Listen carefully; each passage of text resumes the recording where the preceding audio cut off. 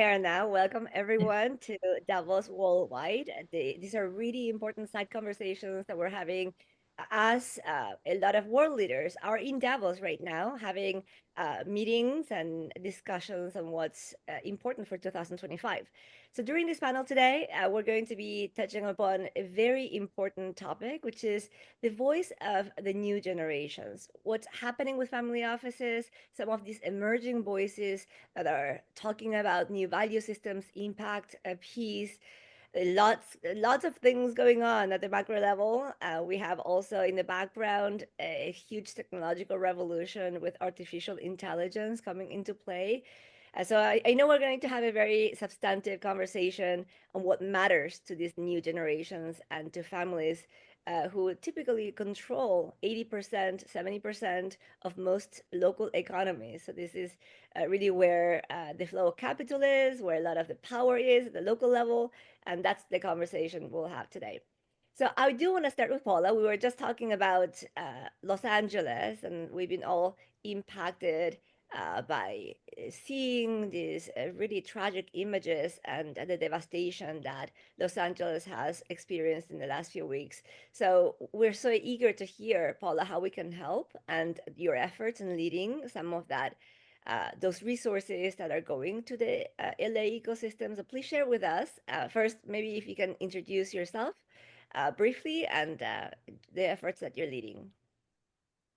Sure. Thank you. Well, my name is Paula Schwartz. I'm an entrepreneur. I studied political sciences in Berlin and then did some finance stuff in Stanford. And my main specialty was to bring tech CEOs into refugee camps because my mother is from the border to Turkey. And so that's how I started getting into entrepreneurship. That's how I started meeting a lot of CEOs of big companies. And now I've built a network out of this that's called Cosmopolis, which we were talking about just now backstage. And that's why I just kept on going because I totally didn't understand that we would actually, stop this to go officially live. So sorry about that. But Cosmopolis essentially breaks down the world into two parts. It's the helpers and the help seekers. And we can all switch between the help seeker and the helper mode. So if I receive help from you and then I can help somebody else, that's the idea. I can start off as a help seeker and then also offer my help in return. And we've piloted this project between different countries, between Nigeria and European countries in the fashion industry, where designers were helping each other. And they were producing things out of waste clothes that would normally, be just dumped. And so we were able to bring things back on the market.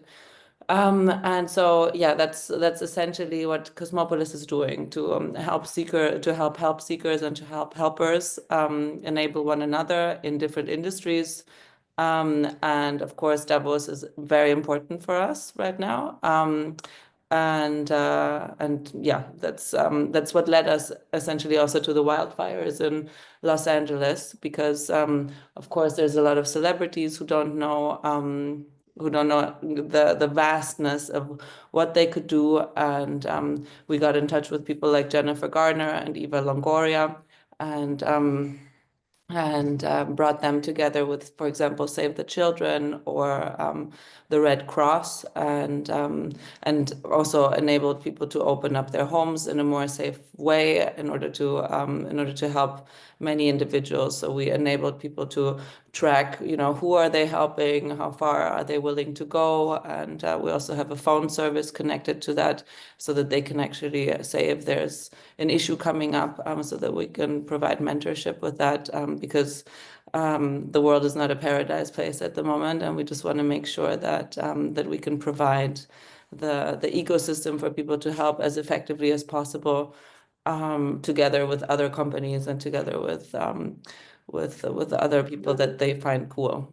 Since so many alliances are breaking down, as we see Trump, just was brought into office, left the World Health Organization, and I think it's a crucial point in time where we need to rethink our alliances and rebuild groups. And we thought it would make the most sense to do that by breaking down between the helpers and the help seekers and switching between those groups, basically. I love it. And so, specifically, how can people find the efforts in LA in terms of offering help?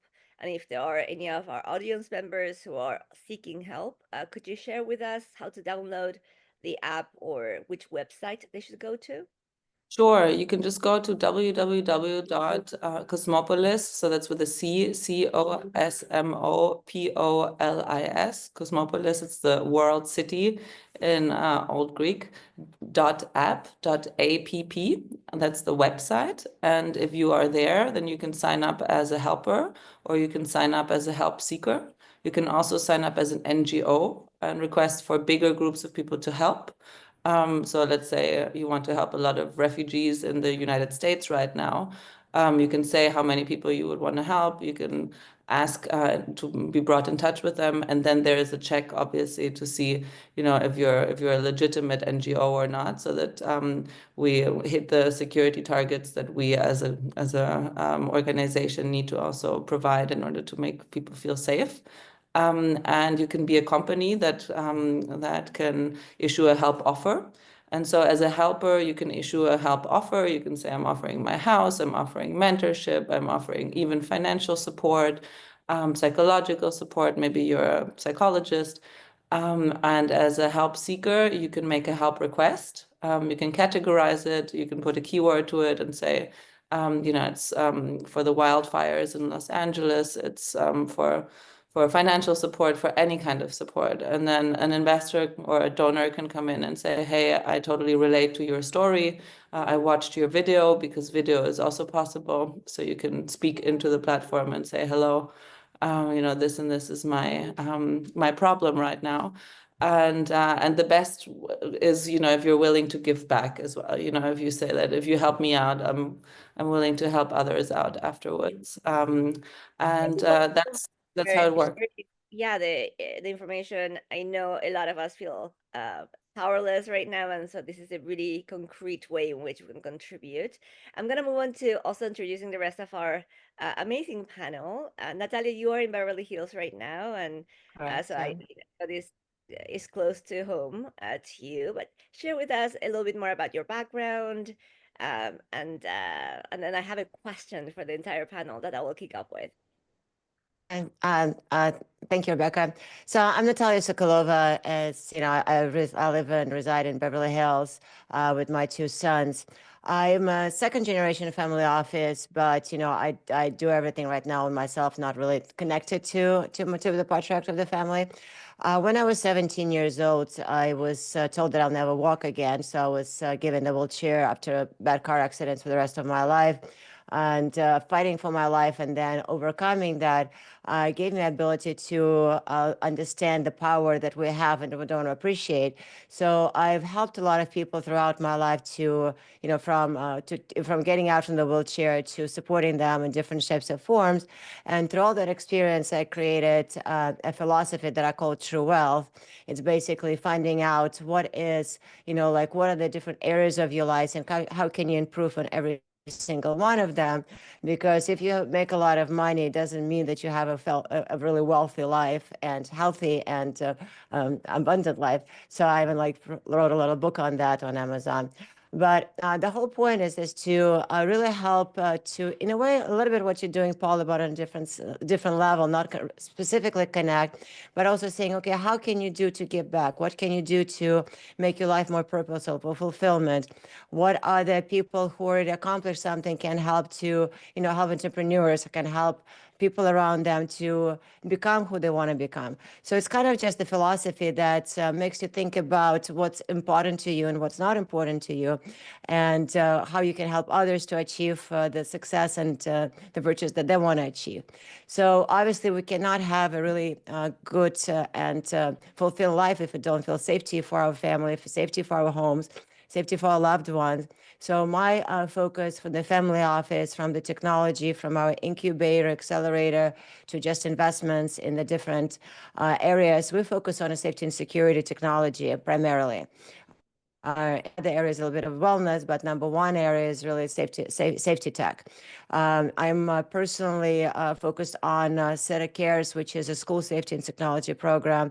Also, we are partnering with the Be Safe that's really providing all the technology needed for communities that are more underserved to help prevent trafficking, which is actually a way bigger problem around the world that in the United States than people know about it. So that's where my focus is, and that's why we're doing the partnerships and investments. And What is the name of your book? it is Unbreakable: Guide to True Wealth and Fulfilled Life. I love it. Thank you so much for sharing And it's really more, it's not really just a book, it's really sets of exercises to make you think about your own personal life with some flashbacks to some of the things I went through. very powerful personal story as well. Christine, you're joining from rainy Florida. Share a little bit more about your background and your Sure. officer. I am Christine Prodacto. I am a serial entrepreneur, investor. We have a family office. I kind of started my career investing in a impact CPG company, where it was a very one-to-one, as many people said, like the Tom's of shoes method, right? One of this equals one of that. And through that journey, really started to look more into impact investing. And the different ways that you can create impact. It doesn't have to be just this one like social good concept that a lot of us were very used to about 10, 15 years ago. That's kind of what we knew. And then through that, made multiple more investments in media, in community building, real estate infrastructure across the board, but everything that creates this circulatory ecosystem that by doing this, like if you can close the loop on it by doing impact in every little bit that you do, it can really build a beautiful ecosystem, from doing sustainable real estate buildings to, sharing what the local communities are working on and the nonprofits, and, kind of like what Paul is working on, where it's just like sharing what exists out there to get people to want to get involved. And more recently partnered with Chelsea Toller and Chris Fonda on Logic Families, which we just did our UN World Logic Day last week, where we're really focused right now with Logic Families is through this next generation. Over the past 10 years, I've met a lot of fellow next gens that it's a very interesting time to where people are seeking community, and we all have this bond where, going through the transfer of wealth with your family, it creates a lot of different dynamics, and a lot of people that don't go through it don't really see where there's could be a problem. So it's really nice to like really formulate that community, which is what Logic Families is. And also to be able, we all love to share deal flow and help each other and use each other's resources, and how do we lift each other up. So it's really special. And last week we decided that we are going to do a really big focus on the SDGs with the UN, as well as we have some other exciting stuff in the pipeline with the United Nations. But we're really focused right now on just building community around it. And then we have a technology side that is focused more on experts and basically bringing together human intelligence and artificial intelligence, right? Because a lot of people can do a whole thing in ChatGPT now, but there are people who spend years building wisdom around actually studying these things and putting it to work, and then ChatGPT could just write it for you, right? So how are we also merging that world of human intelligence and expertise by using AI as a tool to help expand it and get it out there into the world more? So that's a little That bit you, about. yeah, I think it's, I love the reference to AI, because I think part of this discussion is about, how our values change as we move forward with this a very disruptive technological wave that's probably the most disruptive we've experienced as a human species to date. But in my experience, I'm a teacher. I teach at Thunderbird School of Global Management, as well as Stanford University. I did technology, investing, and I also manage. I'm a director for the Center, Mastering Center for Family Business and Global Entrepreneurship at Thunderbird. And in talking to these new generations over the last decades, values do change, right? What the new generations care about, how they define impact changes over time. And I've noticed quite a lot of shifts, especially in the last couple of years. um, Mark Porat, who created the first version of the smartphone, once told me something that really stuck with me. Values create value. It's really about values that end up creating monetary financial value, because that's what consumers end up basing their choices on. So my first question to all of you is, what do you think? What is your perception of the values that are most important right now for the next generation of family offices? Yes, Paula, let's start with you. Yeah, thank you. I would like to respectfully disagree that we have a change of values. I'm half Greek and half German, and for one, I'm also terrified of what is happening in Germany right now. And if I look at companies like Siemens, and forgive me if I speak about these companies, because many of my friends are like, some own them, some work there, and I'm with what I'm going to say now, I'm not trying to criticize anybody individually, and I'm trying to bring people together, so I don't want to be negative, but what I'm seeing is that many companies in Germany at least were created under very dubious leadership. Like Hitler built a lot of companies, Porsche, Volkswagen, Siemens, BMW. So many companies were started back then. And of course, we also know what happened on the social side of things. And Elon Musk yesterday did the Hitler, the Nazi parole in the inauguration, and he did it many times. And as I told you, my specialty is to bring CEOs into refugee camps. And so I look at some historic similarities there that are very evident with gestures, first of all. Second of all, Elon Musk speaking to the anti-migration party in Germany, borders closing down, very disrespectful behavior towards migrants. And so we have an increasing wealth gap between extremely fortunate people, like all of us. And then on the other hand, you have people who are in dire need of anything, and they're just trying to reach safety somehow. So for me, that would be a change in value system that I would really respect, is for people to see that they are going backwards in their value system, and that people are getting richer, other people are losing everything and more so.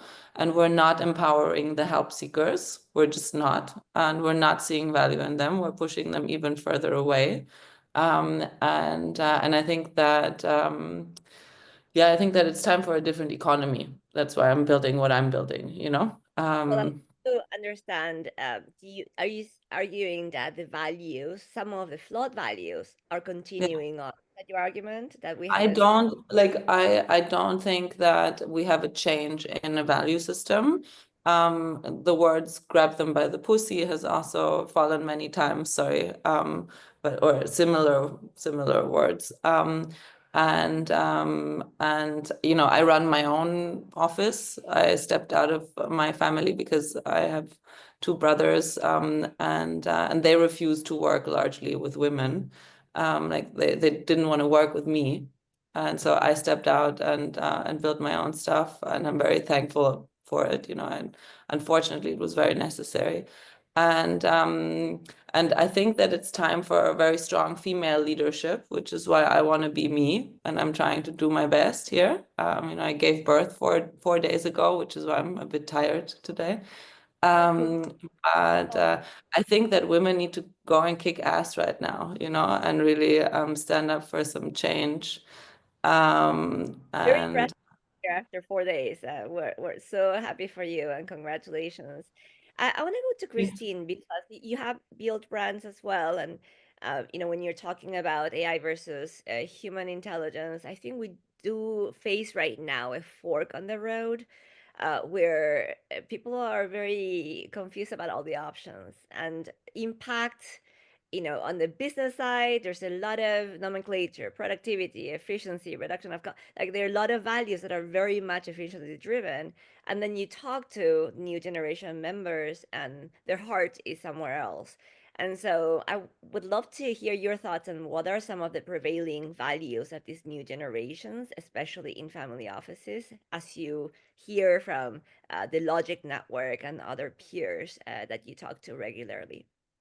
Yeah, I feel like what's interesting right now is a big conversation that we all have is a lot of next gens want to tell their own story and they kind of want to rewrite the legacy of what their family built, right? So, for instance, I come from a real estate family. I recently invested in a private equity real estate company.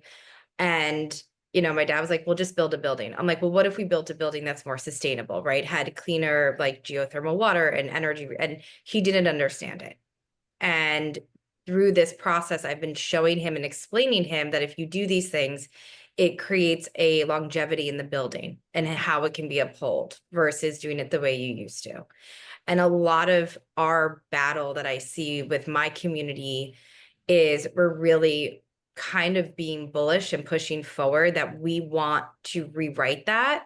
We can do something similar and just recreate how that shows in an impact standpoint, but we're all very, very impact driven. I also think that there is a lack of education in what impact means. I have some people who are like, "Well, I don't really invest in impact, but I want to go look at this very well-known family is launching a new handbag line that comes from the fashion world." And we were like, but they're like, "But that I want to do." I'm like, "Well, that her bags are made sustainably. That she's using this, that she's using that." So I think there's a lack of education around what it means to be an impact investor. And I think with the AI technology side and what's happening with technology is that it needs to be delicately placed, and I think that it needs to create a healthy balance of how we're integrating AI, how are we being smart about using it, but not, I don't want to use the word idiocracy, but a lot of people are using it as a place filler so they don't have to do the work or make them think or make them right. It just can be like, one of my companies is a media publication, and we had this whole conversation when ChatGPT came out that was like, you can use it to get you started or something, but you cannot use that in an article. It needs to be your own thoughts.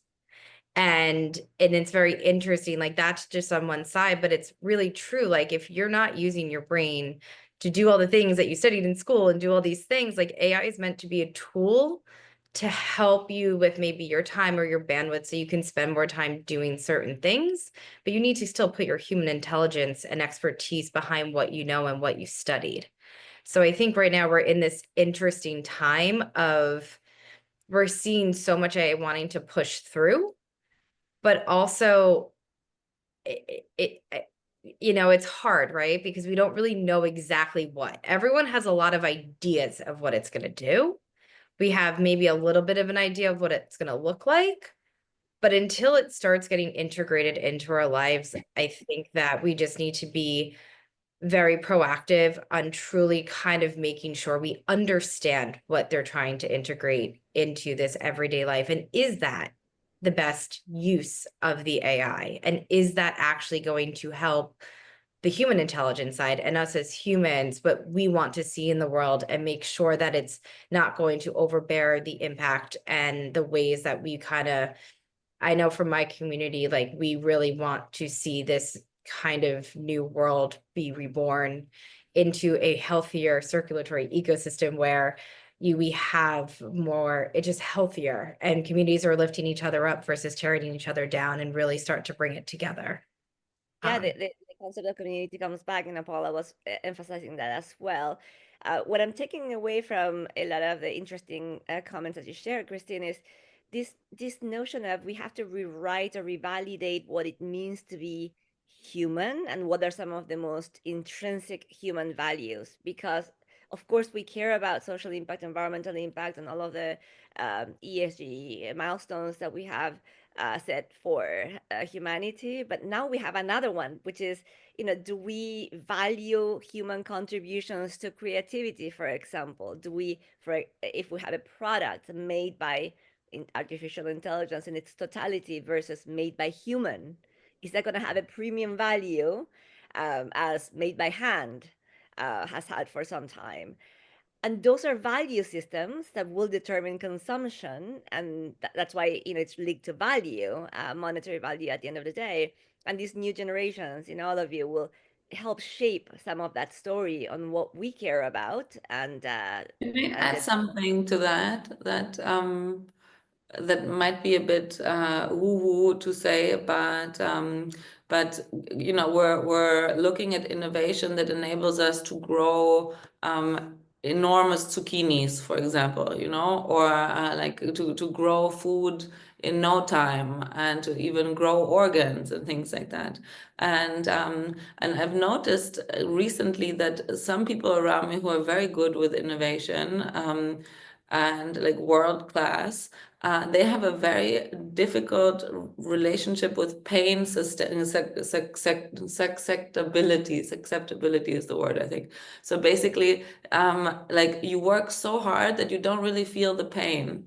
And so, for example, when you cut off a tree, the tree hurts. If you cut off even an apple from a tree, you're supposed to be thankful for it. Now, how do you deal with this thankfulness if you can grow like 1 million apples in a day? And so if I look at emotion in a context like this, and I say, okay, for example, what about my pain? What if I don't feel good one day, and I want to think about my mental health or something like this, which is also a huge topic these days. I think that we don't understand the financial impact of emotion, and that we're not understanding how our economic system, also for nature, but then as an effect on us as humans, is fucking up our understanding of pain and emotions. And so I think that more gratitude is needed, for each single tree, each like the journey is so important. It's not just about producing and innovating. It's about the journey. Every step is hard sometimes, Yeah, well, you brought up an interesting thing, because if you go to GMOs, I mean, that's a whole different discussions and about health aspects. My 11-year-old actually got in a lot of allergies because of that. So I studied the subject back in the day, and it's definitely has to be addressed from from how does it feel, and also what is the really long-term effects of it as well, because we're not really meant to be eating stuff that's genetically produced. Our bodies are not designed for that.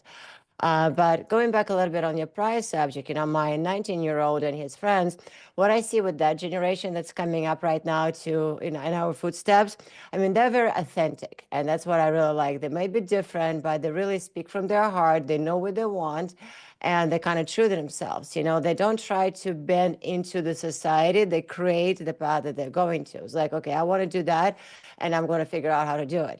Traditional values kind of sometimes start shaking down a little bit, but I think that's something with this authentic behavior, amongst a lot of teens and, young 20s who are pushing it through. I think hopefully that's our kind of light in the end of the tunnel, because I really believe that they be able to mold, like those, where the gratitude needed, especially they've all been through a lot of different, mental health through the COVID and other aspects of it, and so getting out of it. And even if you think about the video games, right? So video games, it has obviously positive and negative, but what it does train you, it trains you to work together. It trains you how to compete, sometimes healthy, sometimes not healthy, but like when the 11-year-olds are sitting together playing, creating the teamwork, they're already coming to, like later teens, 20s, in the sense of, the teams, how to work together, what to do, how to negotiate, what is the value of the money. And I think that's actually bringing up interesting skill sets for our younger generations coming up, adding to the authenticity, authentic behavior. I think we actually can see some progress through that, hopefully. Can I ask a question? Yes, one Yeah. second. I think the authenticity topic is very nuanced, because what I'm noticing with a lot of my students is that maybe 10 years ago, we cared about truth, or what we deemed to be true, Mhm. verifiable, and today they don't care as much about truth, but they do care about this a sense of genuine manifestation of identity, right? Mhm. Authenticity. Even Yes. if the authenticity reveals terrible human characters. We've seen this with elections, actually. We see that Mhm. voters, and especially young voters in many countries, are prioritizing the sense of, hey, this is a terrible person, but it's authentic, so I still like this person, versus we want traditional values that we identify with. And that's a very interesting shift that I'm seeing more nuanced in these new generations, where authenticity is number one. And then much lower are concepts like, value systems, community, truth. That's what I'm observing. I don't know, Paula, if you had the same experience and you also had a question. So let's give you the microphone. Yeah, I wanted to mention TikTok because a lot of young people make money through their authenticity, and I think the internet is global, so I think it's pretty stupid to just shut it down. And it's also kids making money. So I loved what Natalia was saying, and I wanted to ask her about her perception, because I think that Instagram was more people showing their bodies. Gonna try and be nice. And then TikTok is more authentic, as we said, and so I don't understand why I mean, and then I look at Elon Musk having an LGBTQ son or daughter, I don't know, or them, they. And now these Q laws also went into effect yesterday. So people who are trying to be authentic, also in a sexual way, have been asked to protect their identity by NGOs that we work with on our platform, for example. So I feel like authenticity is massively under fire. And yeah, wanted to ask how you are going to protect your teens, because they sound really cool.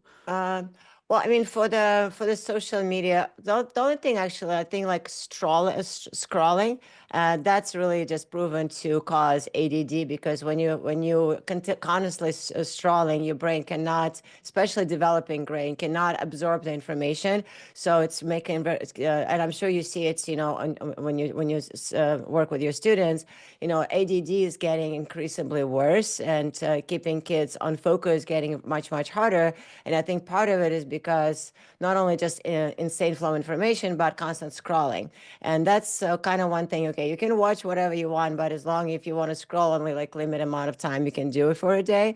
Because if you prohibit everything, they'll still do it anyway. So kind of creating rules and boundaries for your mental health, because scrolling is kind of goes into your attentive disorder and mental health as well.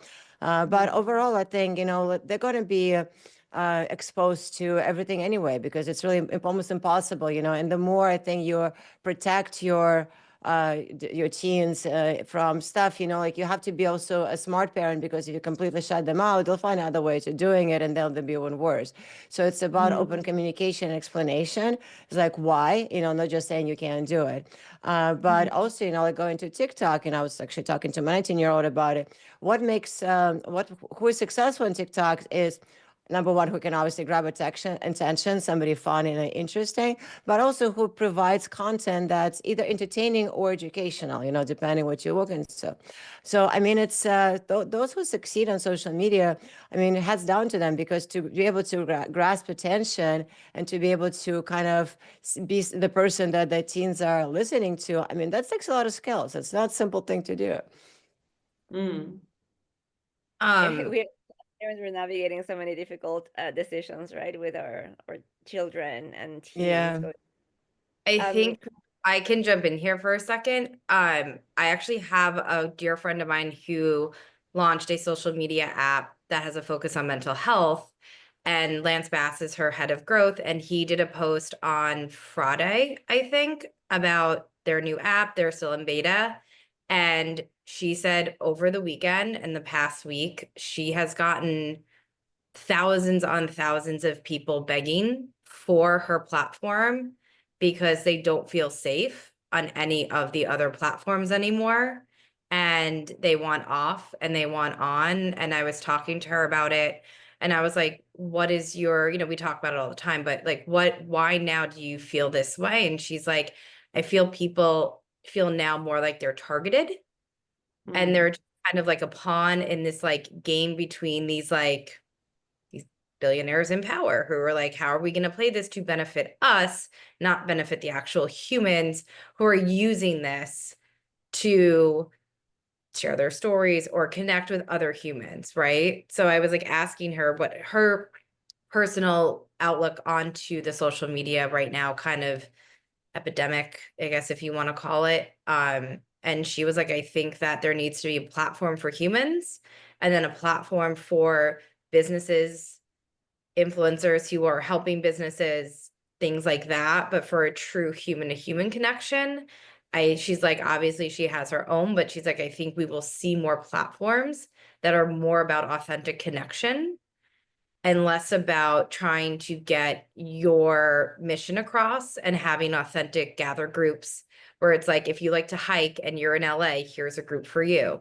And she has like a no trolling policy and all of these things, no likes, no numbers, no anything, because that's really what happens with the kids, and especially parents with kids that have reached out to her personally and been like, my child's being bullied because they posted a picture and got one like, and and it just created this insane, crazy system where, I mean, here in the US, TikTok got shut down for what was it, less than 24 hours. And there was apparently like an overabundance of 911 calls because people were panicking that their TikTok was shut down. Wow, that's crazy. That's a But yeah, that's great. But I don't think that kids under 13 should have any social media account, Agreed. period. Agreed. That's absolutely big no. They're not meant to do it. That's not healthy.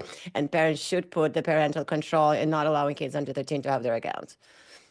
Agreed. Yeah, the is a seminal book, right, with Jonathan Haidt, who he argues actually 16 would be even better as a cutoff for social media. But I want to stay with Christine on one topic. We talked about authenticity. We talked about these values becoming more prominent these days.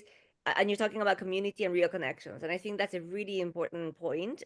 We are seeing a lot of emphasis on immersive experiences. In fact, there's also a lot of business opportunities around those human to human, almost physical connections where they can be in the same room.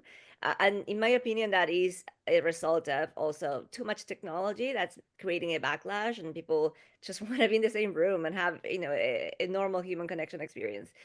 But in terms of impact in creating that community, one of the things that frustrates me about family offices is how little they allocate typically on average, especially in many regions of the world. I'm from Latin America, to innovation. So if you look at the allocation of the percentage of the family wealth into social impact innovation projects, startups, venture funds, is quite small on average. And so how do we organize the new generations to gather, you mentioned the logic groups, to talk about causes, but also influence flow of capital to the right projects that could create the most impact? Do you have any thoughts about that, Christine? I think that it's really aligning, like when, for instance, we hosted this event last week at the UN, and we talked a lot about peace and global peace and all these things. But in that room was kind of the most 50 of our closest friends and family of our community as we're launching this new project. So we wanted to bring them to the UN. And in that room, I was able, and what kind of one of mine and Chelsea's superpowers is like, okay, I know that you're really into this, this, and this. You should talk to this person. And I think it's about creating those connections and aligning the rooms and deciding on topics where they've either dipped their toe, had an exit in an innovation company or technology, because we're also seeing a lot of families are just reinvesting in their own companies, right? They're like, okay, my son wants to start this. I'll give you startup capital. I'll call two of my buddies. They'll also put in some money.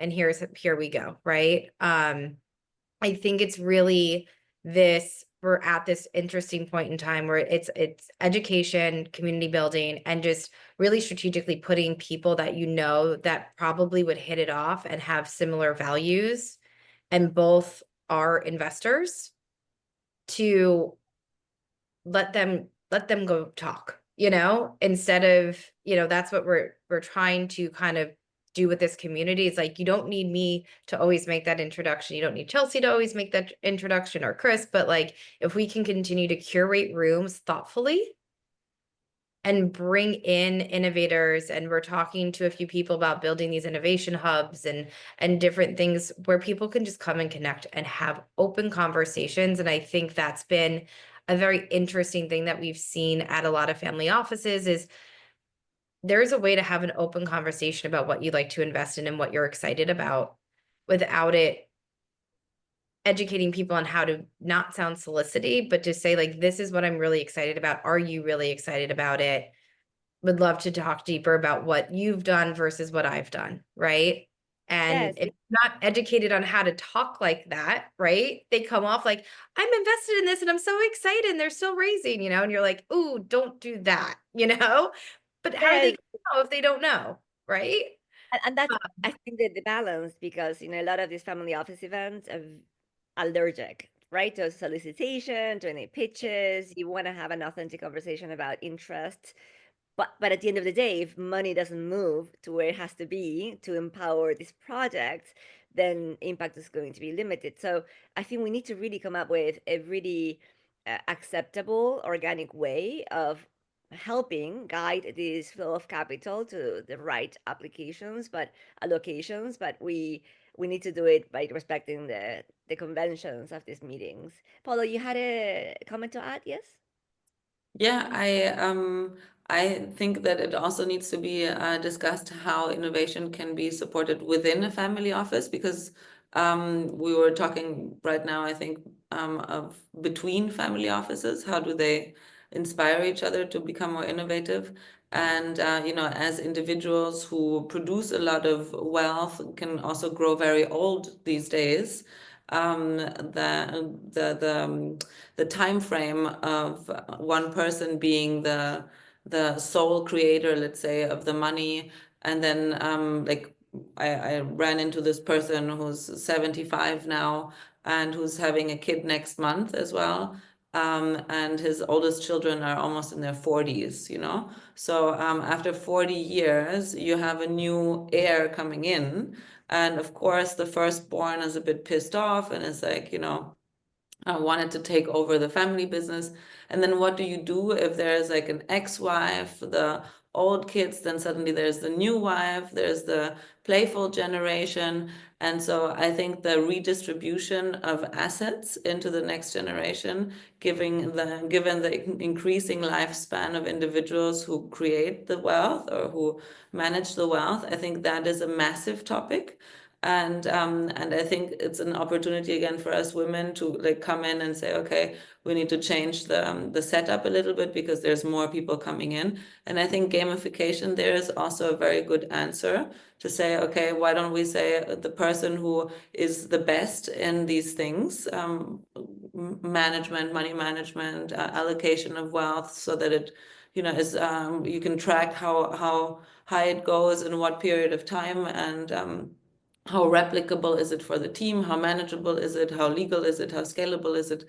So that you can get into things like crypto, space, biotech, or biotech, not biontech, sorry, biotech, and all kinds of new fields that are popping up. Femcare is also rather new. And so I think by giving people more chances, we could actually also improve the longevity of wealth, because it is said that after every third generation, the wealth is lost, typically, historically speaking, from a family office. And if people live 2 lifespans out of 3 now, then maybe we have a very big chance now to to keep going with the wealth if we learn to innovate within the family office based on all these factors that I mentioned before. I love that. That's a great segue for a question I have for Natalia. You're talking about not inter, but intra family office and how intergenerationally we're able to help these quests, right, of finding a good place or number of opportunities where they can direct resources and capital that aligns with the values of the family, but also increases their chances of conserving that wealth over time. So, Natalia, the segue from this is I teach a class at Stanford where I ask students to come up with their startup of you, right? They are designing of their personal lives and careers by finding their passions, purpose, and superpowers. And I'm always surprised by how many of the students really struggle in defining their passions. They say, I wish I knew, I wish I was born knowing what I'm passionate about, but I'm 25 and I have no idea and I don't know how to find it. And that, of course, has consequences on the purpose, because if you don't really know what the source of your passions, it's really hard to direct that passion to purpose. So you talked about your book, you talked about, helping at this decision making. Tell us more about that framework that new Sure. generations.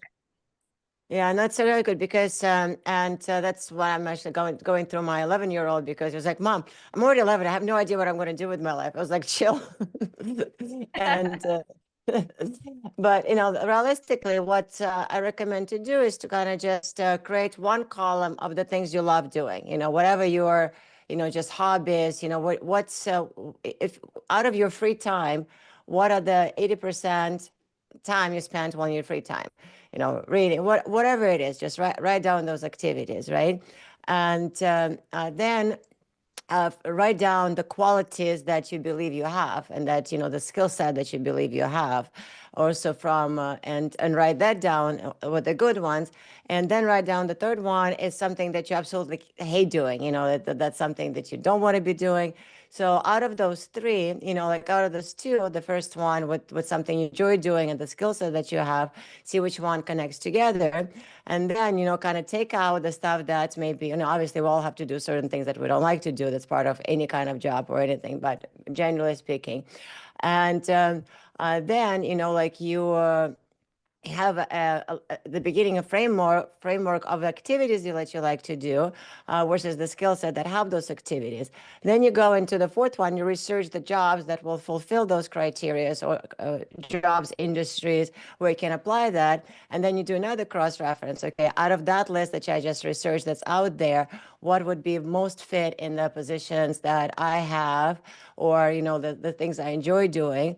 And then you find out, okay, where's the niche of the people that you need, because everything, okay, is there something that already exists that I can improve on making better? You don't want to create something brand new because it's a new market penetration, but taking something existing and saying, okay, I can actually, with my skill set, I can make this better, or I need to acquire a specific skill set to make it even more better. And another thing that I would say, if you really know what you want to do, you always go to the bottom why. So it's like, I want to do, like, I don't know, like a stupid example, I want to buy a house, right? But it's like, but why do you want to have a house? Because I want to, I want to own something. Why do you want to own something? Because it makes me feel good, or like for the family, for the safety, peace of mind. Anything that you say, what you want to do, get down to the bottom why. Just keep asking yourself why until you pretty much strip down every single layer of the onion and you really understand what is the really true reason why. And then you ask yourself, do I really want to do it? Yes or no?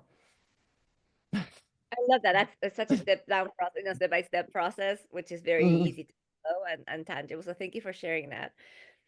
This has gone really fast. We have only a few minutes to wrap up, and so I want to ask you about the voices that are underrepresented today. The panel was really about new generations who should be at the tables, at the round tables, discussing with world leaders, which is the theme of Davos, how to influence the future to have more positive impact into our human species, as well as our local communities. So one of the things I've been hearing in the AI space, and I don't know if this could ever be implemented, but in every board of directors to have AI represent generations of the future, generations that haven't even been born yet. So if you're talking about a business decision that could have an impact on the planet in 50 years, the argument is there should be representation of those future unborn generations to weigh in to those decisions. And so AI could potentially do that. The logistics of how you do that and whether they have vote and power, that's a huge topic.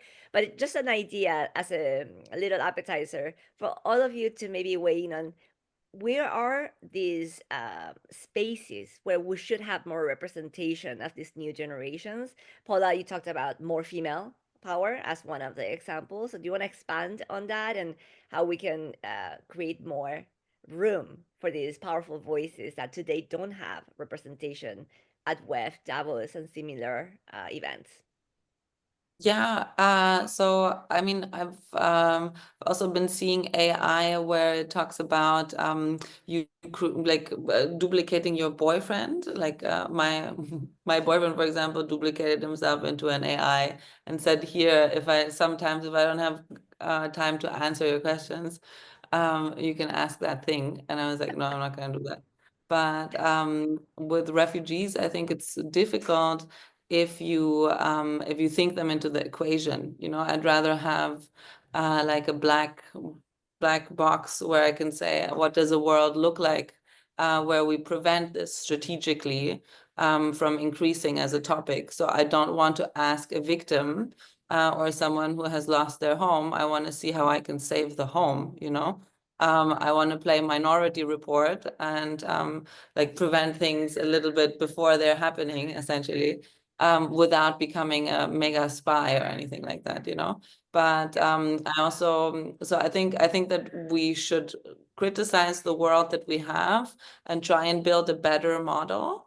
And I'm not particularly only in favor of supporting women, but I really think it's important to change the role that we have, because our understanding of things like emotions and pain are so valuable, and we have not been taught to stand up and say how amazing this knowledge is.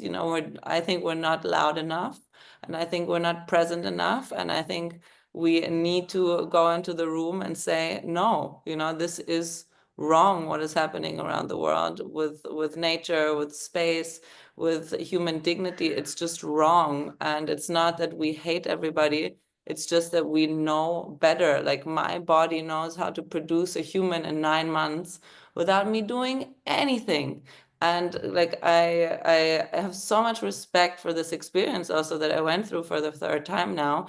And I just know certain things because I'm nature, and so it's not about me being a mother at all. It's about me being engineered as an innovative human being in a way that allows me to communicate certain things, and I think this deserves to be heard, not for me, but for the knowledge in itself that needs to be spoken. And so, yeah, I think that we need to make space for that. And I think we can all do that. But I think we're ending up in a sort of eco-cultural nature war. I think we're in a war right now where we really need to fight for human dignity, like hell.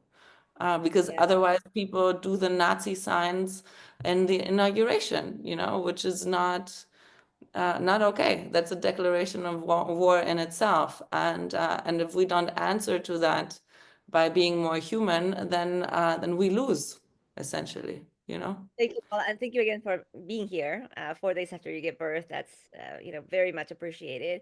Christine, who are some of these underrepresented voices? Where should they be represented? I think, I definitely agree with Paula. I think women, absolutely. And I feel, there's still a lot of work to be done, but there's a lot of work that has been paved thus far. I also feel like just even take it down to something so small scale as a community, right? Because usually there are people that maybe come from a certain side of the tracks versus the other, and they're like, this is what we're going to do the community and make it beautiful, but they're not actually addressing some of the problems that maybe the lower class people have, or and I think there needs to be these community build outs where, you have a voice heard from every side of the track or every side of it, because together then you can actually have open and honest conversations about what's not actually happening and what needs to happen. Right. So like if you keep making one area, I just use a community, like one area of community really beautiful, and you make it gorgeous, and yet you're not filling, there's broken sidewalks and streetlights broken and things, and you're not listening to that side of the town. Like it's not really fair to the community in a whole. And I think through that is also taking that all the way to a boardroom where you should hear from not just, giving credit to the families that, were the innovators to begin with, right, to create the wealth and how they want to pass that down, but also having the voices of their children and maybe other experts or people in the fields to educate them more on how they can be smarter with their money and invest it more impactfully to create this better world, right? And I think you just I'm need gonna to. cut you off. So sorry, because we have only Oh, one go minute ahead, left. go ahead. I do want Natalia to be able to weigh in as well, and just let's bring it home. Let's wrap it up. Yeah, no, I mean, I know it's only 1 minute left, and I had amazing women around me, and I also, whenever I speak, I try to support women in the family office conferences, and actually educate guys who are investment banker and advise them to bring women at least on the investment committee, because having a voice of women in the investor committee really makes a huge difference on how the funds are allocated, and we have to bring that voices into the decision-making companies where the assets are allocated, whether it's foundation, family offices, venture funds. Please bring women in. Thank you. Well, thank you to the three of you for having this conversation on how the next generation family office members can voice their concerns as well as their passions and how to create better impact. We talked about values. We talked about concrete ways in which we can search for that purpose in our lives and also direct the capital through platforms like the ones that Paula has created so that resources and money can go to the right places. Thank you so very much, and we'll continue with the programming of Davos Worldwide. Stay in tune for the next panel. It's coming up in a couple of minutes. Thank you. Thank you. Thank you.